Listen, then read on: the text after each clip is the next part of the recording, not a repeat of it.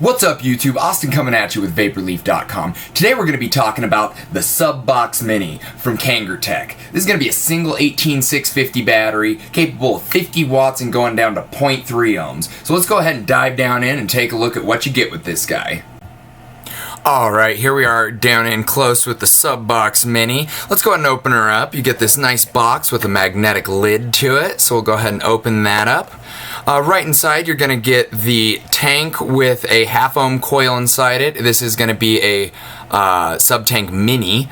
And it is, the two kits that we have at the moment are going to be white and black, and then the red and black. So we got the tank. You have the device, magnetic door right there. It does not come with the battery. Underneath, gonna have your little authenticity card, how to prime your juice and everything. I wouldn't stick too closely to that. I've tried it out a little bit. It's for the most part all right, but it kind of pushes them. You have your little manual. You have your charge cable. A little toolkit, so you get a coil, a screwdriver, a couple extra screws, and then a white drip tip if you don't like that black drip tip that comes on there. That is with the white one, obviously. Get some cotton for your RBA section. You get the RBA section. Now this is going to be an upgraded RBA section from the original rebuildable sub tanks on this. So let me pull the screwdriver out real quick. So the top screws off like normal.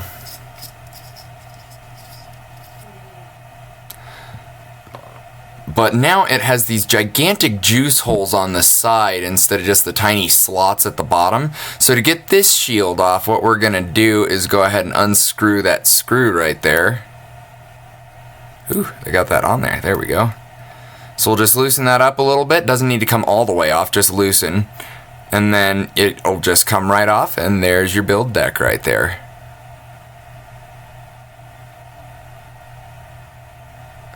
Once again, there's the shield. You can see the nice big hole right there, and it is on both sides of it. And then there's the slot right there to fit into the screw, so that'll just pop right on like that. And we just screw that back down.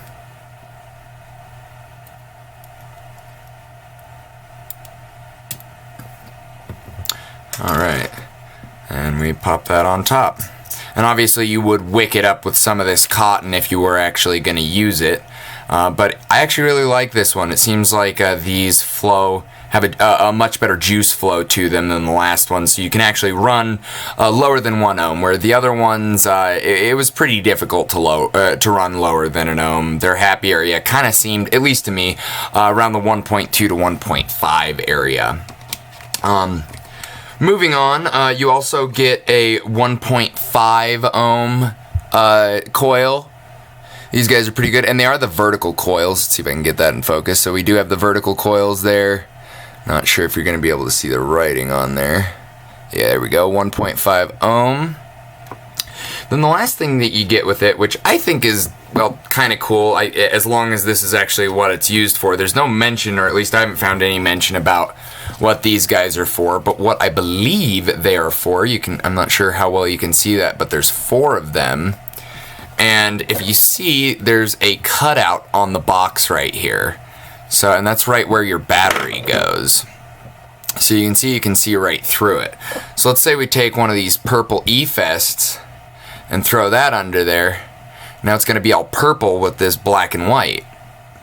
So what I'm assuming these are for is to stick on your batteries so that it's going to be, let's see if I can line that up right.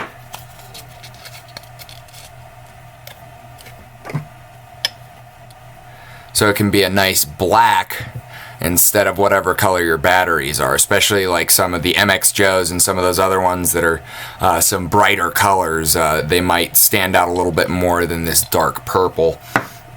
So I kind of like that, assuming that is what they're actually for, which I think it is. I think that's kind of cool. I like that. Let's go ahead and throw that all back in there.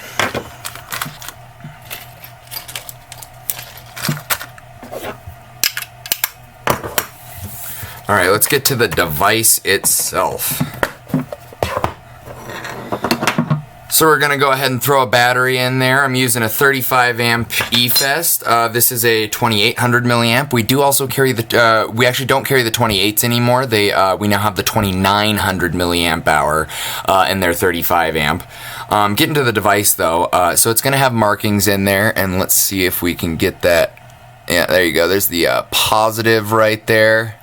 And on this side, you can see the negative right there. Now the negative is closest to the 510. The positive is actually going to be on the bottom there. And this positive pin is going to be spring-loaded.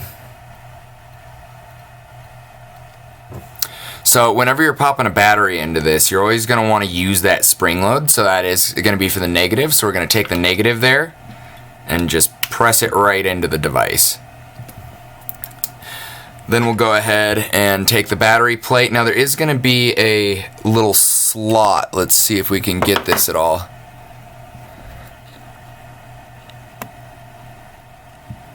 That little slot right there. It's not on that side. So that little slot's going to go to the bottom. The other easy way to know that is just the K right there. So that'll be up. Alright, device is on when you put a battery in there. 5 clicks to turn it off, 5 clicks to turn it on, so 1, 2, 3, 4, 5. 1, 2, 3, 4, 5.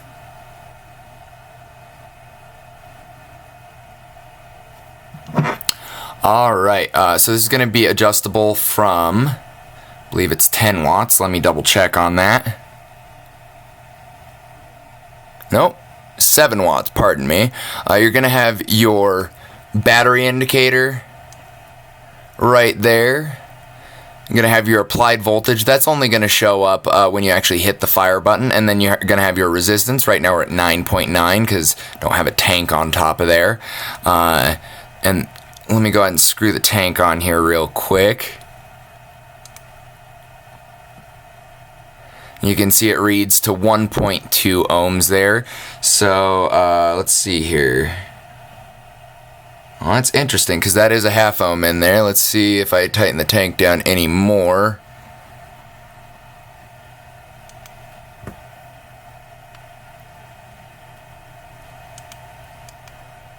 That's interesting. So this coil looks like it's reading quite high for a half ohm at 1.1 ohms.